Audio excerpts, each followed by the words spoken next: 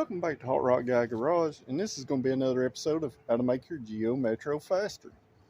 So, I got a real big surprise for y'all today. So, as you know, I have been working on Project Freetro's motor. I haven't put out a video since I put cylinder head and stuff on it, but I have been busy down here in the garage. And the reason why I've been busy and somewhat quiet. Now, the quick ones will notice the short. So, stay tuned, and I'll be right back.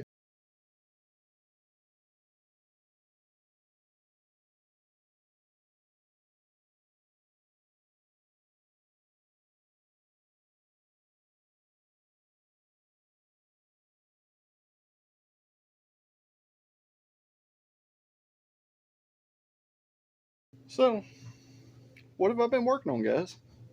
Well, Project Freetro runs again, and as you can see, it's pretty similar to how it was set up.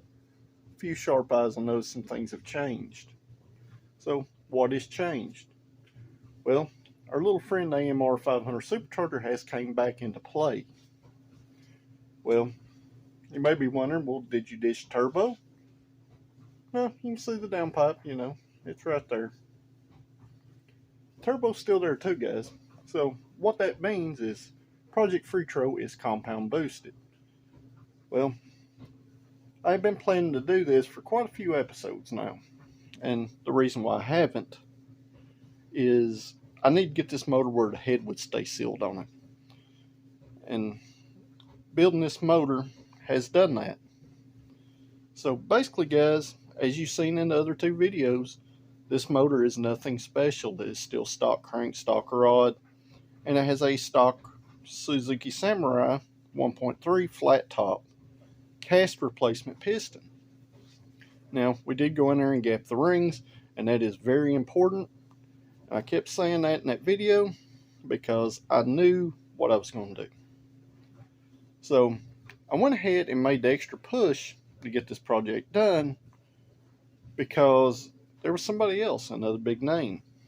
A few of you know who he is, a few of you don't, but Richard Holdner's been having a couple of lives talking about, an AMR 500 and then compound boost on the earlier gen Sprint Hemi-headed motor. Well, he flipped scripts real quick and started talking about Geo Metro. Well, as you know, I think I've got the Geo Metro thing pretty figured out, or, at least I do. So I wasn't going to let somebody else beat me to the punch for an idea that I've had for a while now. So I'm going to flip the camera around. I'm going to show you the setup. This setup is somewhat temporary. I am going to make some changes as long as the head stays sealed on this motor, which I shouldn't have any issues with that. So let me flip it around. I'm going to show you. So guys, as you can see, we had a color change. I done that. That way everybody knows that something has been changed. Now, if you'll also notice, our friend the bypass valve is back with her, some rigged up stuff here. But like I said before, this is temporary. So basically, we got our AMR 500 down there. This is just a vent that I added to it to relieve some of that case pressure inside. And we still have our GT 2871 turbo. Well, long story short, guys, we're about 12.5 to 1 compression. Could be towards 12.7 to 1. The math falls somewhat in between there.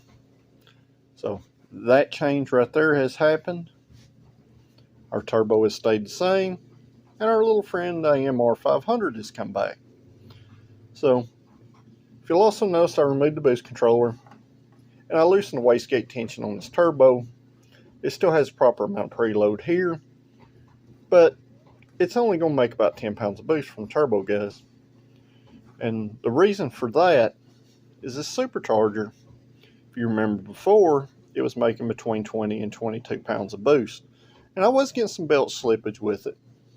So I went and redesigned how I had the turbo mounted. I made some heavier brackets out of some stuff. And I'll have to drop down below to show you.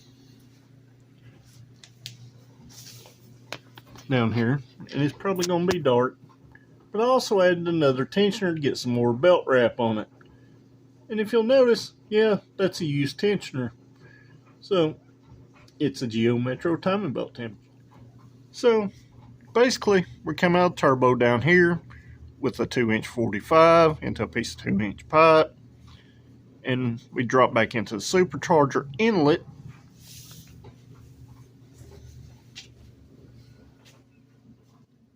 And we come out of our supercharger outlet straight into our 4-barrel throttle body. So guys, that's pretty much what the setup is now. No special cam, no special anything really, guys. Just some stuff I've ground on in my garage, a bunch of junk I had laying around, and we have a car again. So, what does that mean? There's not going to be no data in this video, because I still have to tune the car, guys. I have been tuning on the garage for the past 2 days, just trying to get a bass tune kind of, you know, hashed up in it. So, I'm going to have to spend some time to make sure this setup is 100% right, because if my math's correct, guys, we're probably going to make in the upper 30s to low 40s for boost. Now, a lot of you are probably thinking, well, 22 plus 10 don't equal, you know, 38, 40 something pounds of boost, right? You gotta remember, guys, we're compounding it. We're shoving more air into that supercharger with the turbo. And I'm hoping the effect of doing this will also make the turbo spool a little bit quicker. So I'm bringing that RPM range down just a little bit. I don't have no problem spinning at 9,000 RPM. A few people have made comments that there's no way I've ever spun this motor that hard. They would be wrong. But I'm going to drop a little short piece right here where I was tuning it, just kind of flipping the throttle. You know, because I was tuning on the acceleration enrichment. You can see how quick it flies up to 7,000 RPM and 20 pounds of boost, just flipping the throttle. So, got a lot of stuff I'm going to have to get straightened out. A lot of stuff's going to have to happen. But, it runs again. And that's always a positive thing. I was going to break this motor and drive it for about a week. But our weather has turned off pretty cold here in southeast Tennessee. And as you know, Project Freetro is more or less a race car at this point. So we don't have no heater. It's going to be plain miserable to drive it.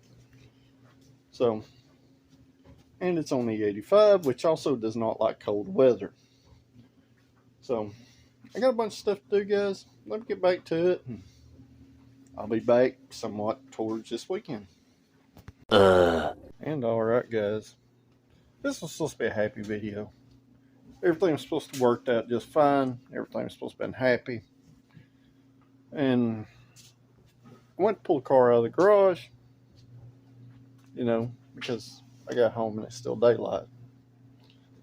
And I was going to drive it to the shop tomorrow and do some tuning on it and do some tweaking around. And as you see, it's still sitting in the garage. And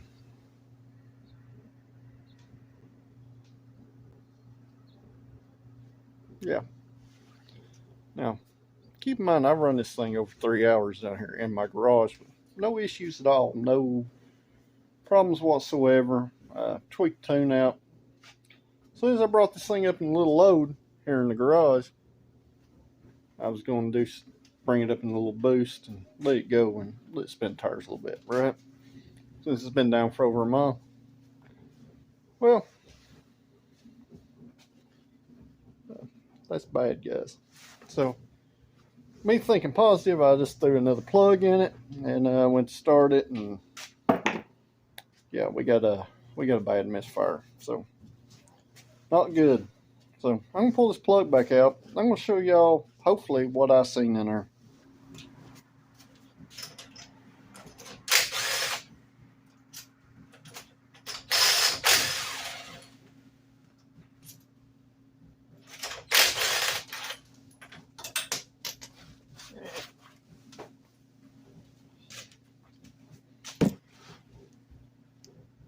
Alright guys, so cylinder 1, cylinder 3,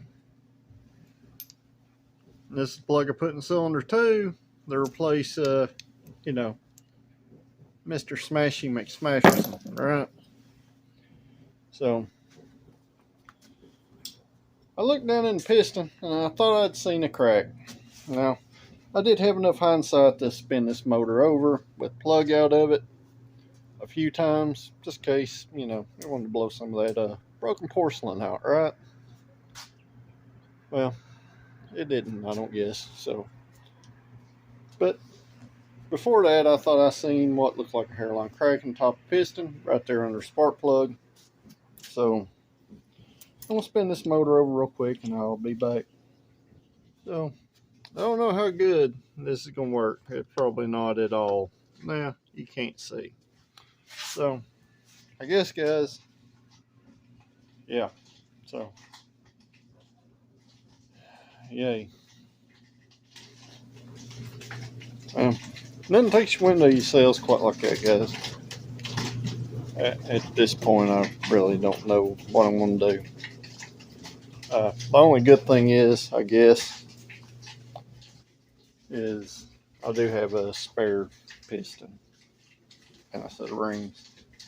To be honest, I never, ever considered the spark plugs.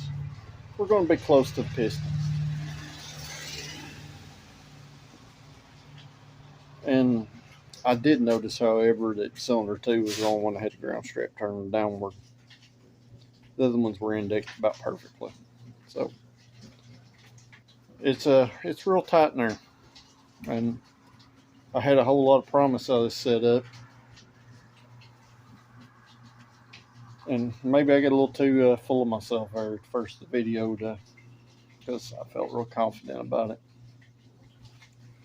Because you could hear an immediate change in the car, the way it revved, the way it sounded.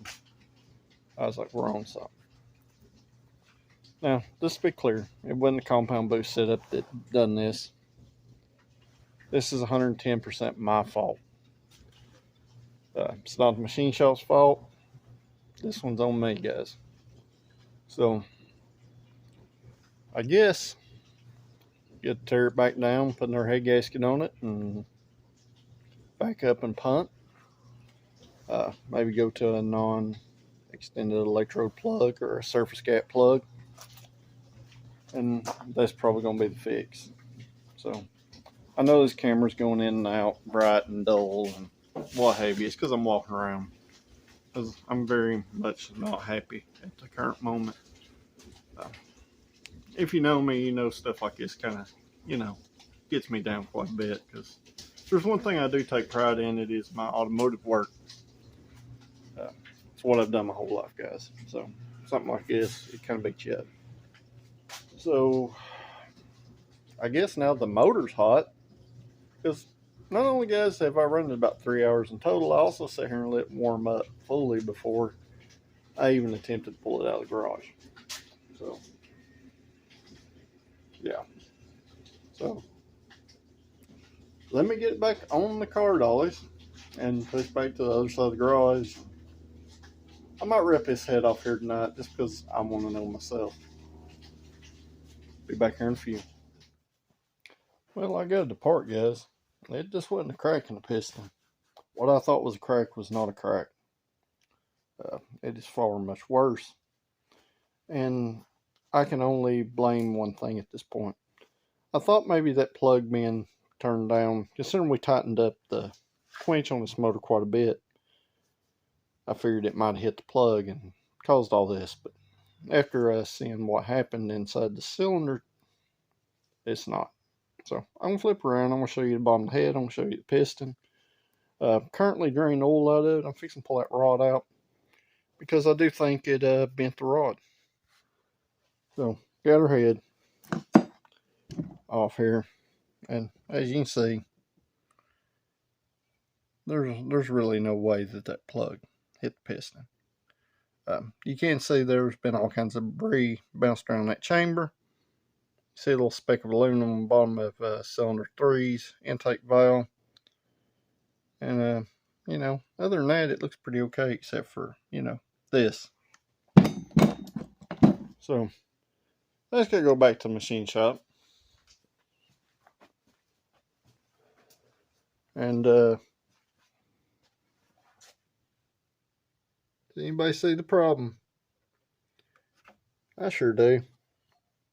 Right here. And if you'll notice this valve relief right here, notice there's no material right there to the ring. This is definitely a casting defect in this piston. So, why did it break then? I have no idea, but, you know, there's not much material between this valve relief and that top ring line. So, not real sure, guys, what the fix here is, other than, you know, I could throw, you know, this piston in there and hope for the best. But that's really not the answer. Hoping for the best in a situation like this is not the right thing to do. Now, this was a very cheap set of cast rebuilder pistons that were sold as a high performance replacement. Well, as we all know, quality on stuff is not there anymore, guys. So, I won't chalk it up to bad piston. Because our ring gaps were good, our cylinder bore work was good, and I guess I'm going to pull this pan off and make sure this rod's not bent. And see if we broke the skirt off piston too, because, you know, that's some pretty bad trauma. Well, guys, I guess that's it, at least for a little while. I don't know what I'm going to do at this point. You know, pretty ugly. So, that said, guys, all rebuilder grade pistons. Now, keep in mind these were marked as high performance. Also, notice the skirt there. You see them lines around it? That's because this casting was not machined correctly also. So, yeah. So, buy cheap stuff, get cheap results, and here we are. Well, I mean, who wants to spend $1,000 instead of Geo Metro pistons? Not me. So, definitely avoid those eBay high performance pistons, guys. Buy from a good quality US made name brand. And I guess that's it for this video. And for Project Freetro, at least another month. So, till next one, guys. See you then. Thanks for watching.